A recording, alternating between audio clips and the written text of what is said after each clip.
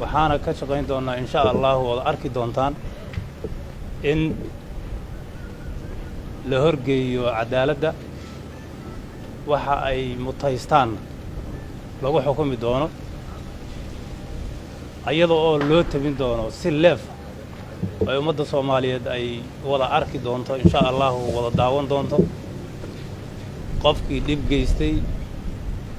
iyo qofkii goobta joogay maaragtay aan tuunka u soo qabanayba ayagoo oo wada jira ayaan geyn doonaa maxkamadda haddii alla idmo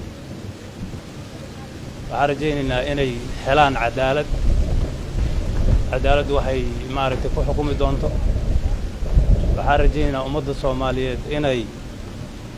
ku kalsoonaan doonaan tallaabooyinka aan qaadnay oo guud ahaan hay'adaha amniga iyo gobolka Banaadir ayagoo iskaashanaya ay ka qaadeen dhacdooyinkii ugu dambeeyay ee maalmihii dhaweeyay soo noqnoqonayay aad iyo aad waxaan uga xunnahay inay dhacdooyinkaasi soo noqdaan waxaana rajayn doonaa insha Allah inaan sida ugu haboon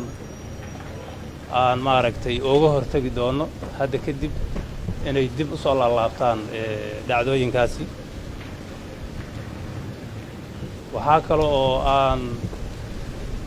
xoogga saaraynaa oo ka shaqaynay maaragtay 24 saac ee la soo dhaafay inaan wax ka bedelo goobaha muhiimka ay ciidamadu joogaan qaab dhaqameedka ama qaabka ay u shaqaynayaan inaan wax ka bedelo kuna kordhino dad waaweyn oo waaya araga oo saraakiila oo kor joogtaysa ciidanka jooga goobaha sugidda amniga ay u joogaan qaabkay u shaqaynayaan iyo qaabka ay dadka oo la macaamilayaan iyo ciidanka joogay muuqaal ahaan sidii ay maaragtay ay u muuqdaan waxaa kaloo ka shaqayn doonaa insha Allah in cid kasta oo ku xadgudubta sharciga tallaabo degdeg ah aan ka qaadno oo aanan meel luuqa aanan ku qarsanin si waadax insha Allah aynu goobjoog ooga wada noqon doono cidda xadgudubka samaysa tallaabooyinka oo sharcigu ka qaadi doona haddii alla waxaad ogtihiin magaalada Muqdisho ummadda ku nool dulqaadkeeda aad ogtihiin culayska iyo waxa saaran maaragtay ay u dulqaataan aad iyo aad baan uga mahad celinaynaa gudoomiye gobolka inala jooga waxaan ka shaqayn doonaa insha Allah inay sida ugu qiimaha badan ee ugu muhiimsan ee ugu jecel yihiin inaan ugu shaqayno ciidanka booliska ay uga adeegaan guud ahaan ciidamada amnigu waxaa kale oo ayaamahan ku soo kordhay magaalada Muqdisho dilal